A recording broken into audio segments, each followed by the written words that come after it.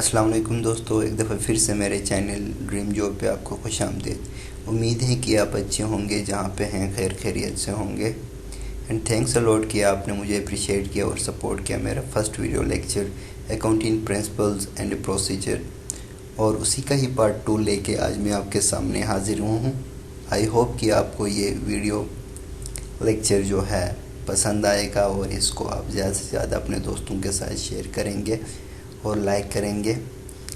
तो चलते हैं हम जो है अपने वीडियो की तरफ।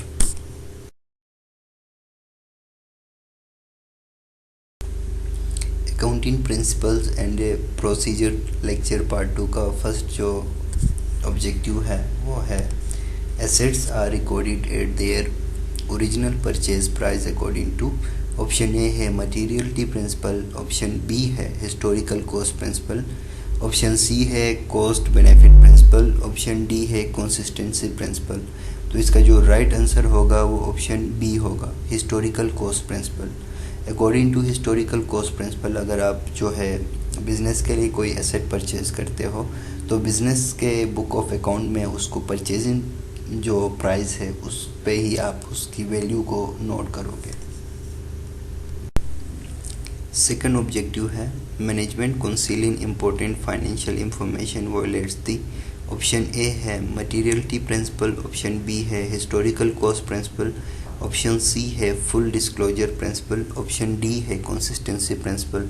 तो इसका जो राइट आंसर होगा वो ऑप्शन सी होगा, फुल डिस्क्लोजर प्रिंसिपल। यानी इस प्रिंसिपल के मुताबिक जो है कंपनी ने अपने फाइनेंशियल स्टेटमेंट में एक्चुअल जो पोजीशन है, ठीक है ना, कंपनी का वो शो करना है। सपोज उन लोगों ने जो है ना फाइनेंशियल स्टेटमेंट उन लोगों ने तैयार किया अपने कंपनी का, उनसे कोई चीज़ रह गया तो उसको उन लोगों ने छुपाना नहीं है। अगर वो छुपाते हैं तो वो जो फुल डिस्क्लोजर जो प्रिंसिपल है उसको वॉयलेट करते हैं। उन लोगों ने क्या करना है, उसको एक स्पेसिफिक कॉलम बना के फाइनेंशियल स्टेटमेंट के अंदर उन चीज़ों को मेंशन करना है, ताकि जो इन्वेस्टर है वो इन चीज़ों को देख सके, ठीक है, और फाइनेंशियल स्टेटमेंट को सही तरह से समझ सके और फिर वो फाइनेंशियल डिसीजन ले सके। नेक्स्ट जो ऑब्जेक्टिव है वो है estimating unearned revenue which principle applies. Option A है कंजर्वेटिज्म प्रिंसिपल, ऑप्शन बी है historical cost principle, option C है full disclosure principle, option D है कंसिस्टेंसी प्रिंसिपल। तो इसका जो राइट आंसर है वो ऑप्शन ए है, कंजर्वेटिज्म प्रिंसिपल। तो इधर आपने दो चीज़ें समझनी है, एक तो आपको अनअर्न रेवेन्यू का पता हो और दूसरा कंजर्वेटिज्म प्रिंसिपल का पता हो। अनअर्न रेवेन्यू वो होता है, सपोज़ आपको कोई प्री पेमेंट मिली है, ठीक है, आपने अभी सर्विस देना है, ठीक है, एडवांस में किसी ने आपको पेमेंट किया है। और कंजर्वेटिज्म प्रिंसिपल हमें कहता है कि अगर आप जब भी गेन करो या जब भी आपको लॉस हो उसी टाइम आपने उसको बुक ऑफ अकाउंट में रिकॉर्ड करना है, ठीक है। तो इधर इस ऑब्जेक्टिव में पूछा गया है कि अनअर्न रेवेन्यू को हम किस तरह एस्टिमेट कर सकते हैं या कौन सा प्रिंसिपल यूज़ करके एस्टिमेट करते हैं। तो कंजर्वेटिज्म प्रिंसिपल के मुताबिक हम अनअर्न रेवेन्यू को हम रिकॉर्ड करते हैं या उसको एस्टिमेट करते हैं। नेक्स्ट हमारे पास जो ऑब्जेक्टिव है वो है switch in accounting principle every year will violate the.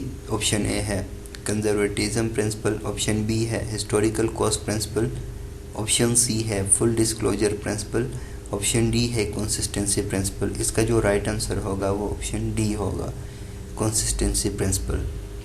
Consistency principle के मुताबिक अगर आपने जो है अकाउंटिंग जो पीरियड के अंदर जो एक प्रिंसिपल आपने अप्लाई किया पहले से ही, ठीक है ना, तो उस प्रिंसिपल को आपने जो है इन फ्यूचर अकाउंटिंग पीरियड में चेंज नहीं करना, बल्कि उसी प्रिंसिपल को ही आपने रहने देना है। तो इसमें पूछा गया है कि अगर कोई कंपनी एक अकाउंटिंग प्रिंसिपल से दूसरे अकाउंटिंग प्रिंसिपल पे स्विच करता है तो वो किस रूल को वायलेट करता है। तो सिंपली सी बात है कि वो कंसिस्टेंसी प्रिंसिपल को एवोलेट कर रहा है।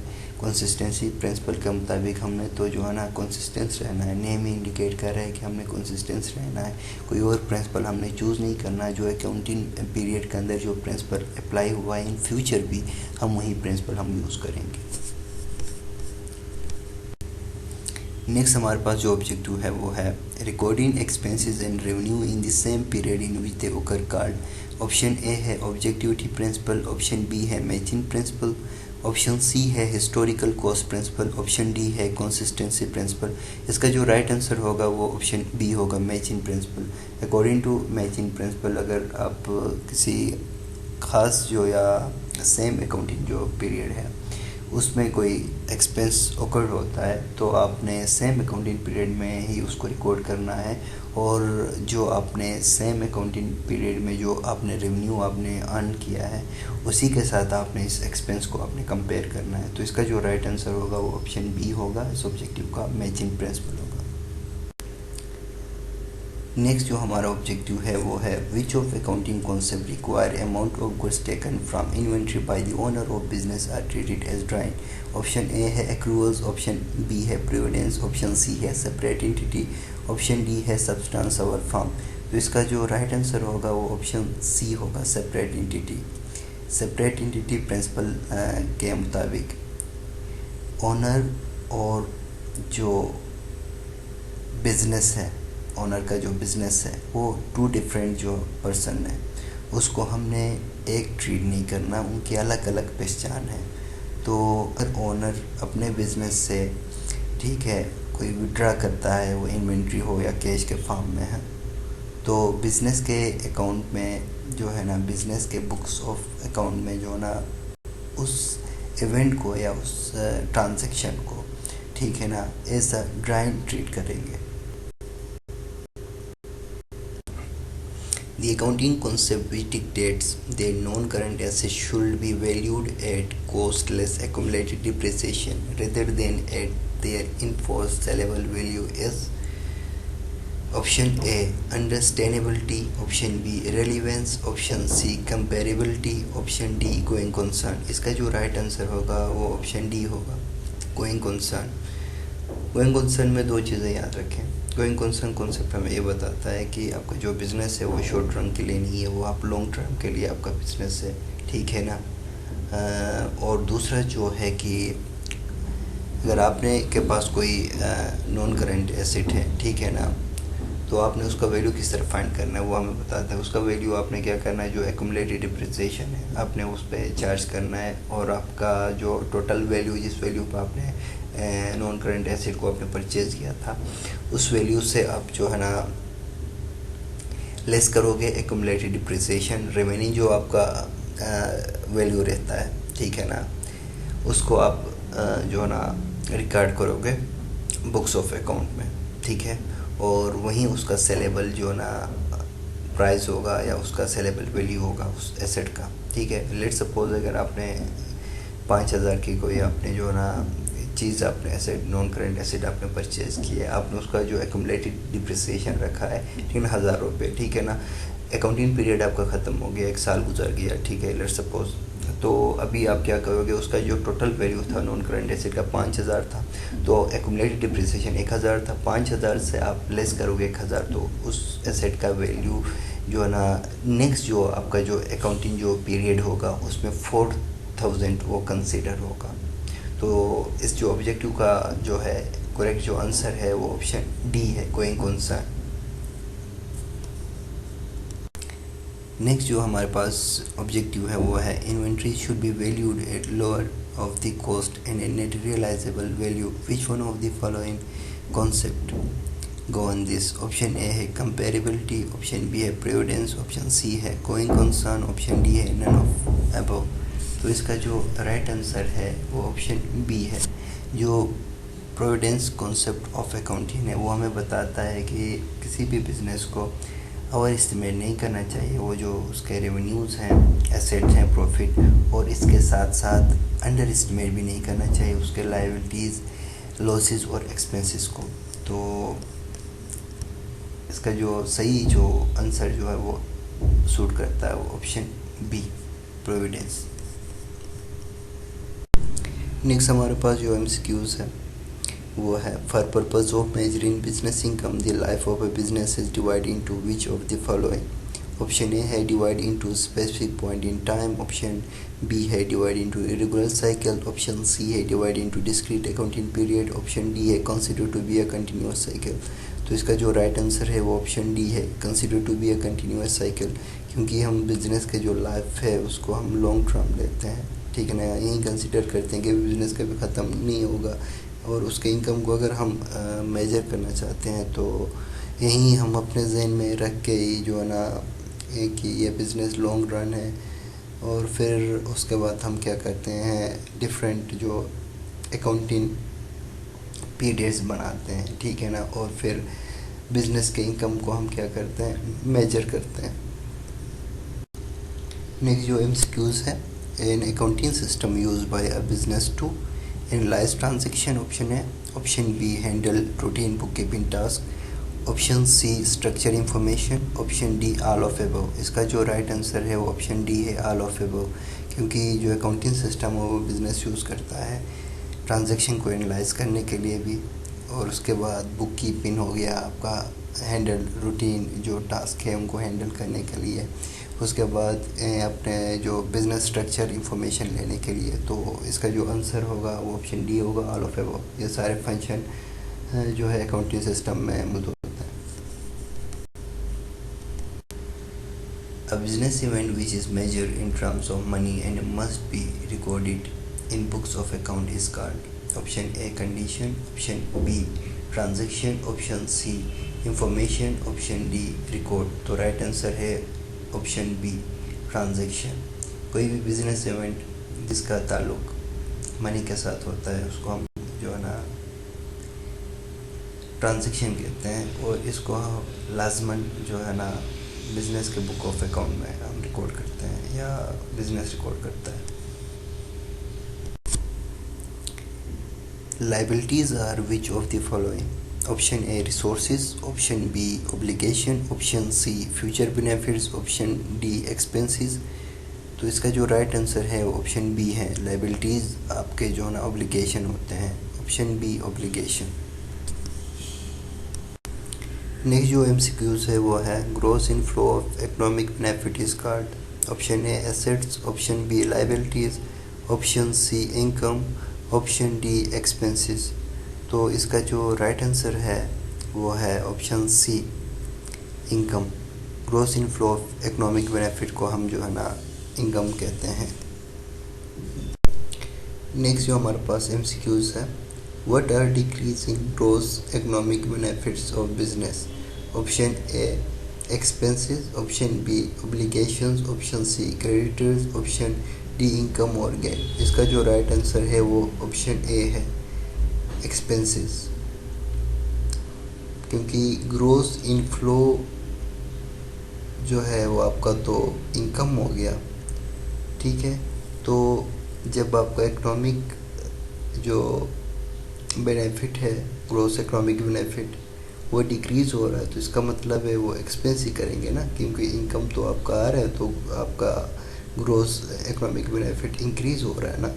तो इसी तरह भी आपसे कोई केस जा रहा है, ठीक है ना, इनकम जा रहा है, इनकम कैसे जा सकता है, वो कोई एक्सपेंस हो तो जा सकता है। तो ग्रोस जो इकोनॉमिक बेनिफिट में डिक्रीज़ को हम एक्सपेंस कहते हैं। नेक्स्ट जो हमारे पास MCQs है, double entry book keeping was fathered by, option A F.W. Taylor, option B Henri Fayol, option C Luca Pacioli, option D Murphy Smith. इसका जो राइट आंसर है वो ऑप्शन सी है, ल्यूका पेचोली। नेक्स्ट जो objective है, one of detail rules use to record business transaction is, option A objectivity, option B accruals, option C double entry book keeping, option D going concern. तो इसका जो right answer है वो option C है, double entry book keeping. Double entry book keeping को use करके हम जो है ना बिज़नेस जो के ट्रांजेक्शन होते हैं या इवेंट्स होते हैं उनको हम जो है ना डिटेल में हम रिकॉर्ड कर सकते हैं, और अकाउंटिंग में ये यूज़ होता है। डिटेल ट्रांजैक्शन जो है ना उसको रिकॉर्ड करने के लिए ये जो रूल है या प्रोसीजर है यूज़ होता है। इसके बाद जो नेक्स्ट जो हमारे पास ऑब्जेक्टिव है वो है how much duration does an accounting period usually have. Option A है 3 मंथ्स, ऑप्शन बी है 2 मंथ्स, ऑप्शन सी है 1 ईयर, ऑप्शन डी है 5 ईयर्स। तो इसका जो करेक्ट आंसर है वो है ऑप्शन सी 1 ईयर। जो अकाउंटिंग पीरियड यूजुअली जो है ना उसका ड्यूरेशन 1 साल का होता है। Which of the following balance does the contra asset account show? Option A credit balance, option B debit balance, option C negative balance, option D positive balance। तो इसका जो राइट आंसर है वो ऑप्शन ए है credit balance. जो आपका Contra asset account है वो जो है ना क्रेडिट बैलेंस शो करता है। उसके बाद जो हमारे पास नेक्स्ट ऑब्जेक्टिव है वो है revenue is most commonly recognized at the time when option A cash is collected, option B the order is received from customer, option C the sale is made, option D none of the above। इसका जो right answer है option C है। आप revenue को recognise करते हो जब आपका कोई सेल होता है। सेल आपका क्रेडिट बेसिस भी हो सकता है या आपका कैश बेस भी होता है। जब भी सेल हो आपने बस रेवेन्यू को आपने रिकॉग्नाइज करना है। Accumulated loss of a company is shown in the balance sheet as option A liability, option B asset, option C footnote in balance sheet, option D none of the above। इसका जो right answer बनता है as footnote in balance sheet। ठीक है ना, किसी भी accumulated loss company का वो हम बैलेंस शीट के अंदर footnote में मेंशन करते हैं। नेक्स्ट जो MCQs है वो है the basic function of financial accounting is to option A record of all business transaction, option B interpret financial data, option C assist management in performing function effectively, और option D है none of the above। इसका जो right answer है वो option A है record of business transaction. तो basic function जो accounting का फाइनेंशियल अकाउंटिंग का वो है जो बिजनेस जो ट्रांजैक्शन है उसको रिकॉर्ड करना है। दोस्तों आज के लिए इतना ही काफ़ी है, फिर मिलते हैं नेक्स्ट लेक्चर में। और मेरा जो नेक्स्ट लेक्चर होगा वो अकाउंटिंग प्रिंसिपल और प्रोसीजर पे ही होगा। और नेक्स्ट लेक्चर में मैं जो है ना इस टॉपिक को मैं कवर करूँगा। उम्मीद है आज का जो वीडियो आप लोगों को पसंद आया होगा। कोशिश कर लें कि ये जो मेरे वीडियोस हैं या लेक्चर्स हैं इनको अपने दोस्तों के साथ शेयर कर लें, और मेरे चैनल को सब्सक्राइब कर लें और बेल का आइकन प्रेस कर लें ताकि आप लोगों को नोटिफिकेशन मिलते रहें और आप मेरे वीडियो से फ़ायदा उठा सकें। ओके, फिर मिलते हैं नेक्स्ट वीडियो में। तब तक अल्लाह हाफ़िज़, अपना ख्याल रखें।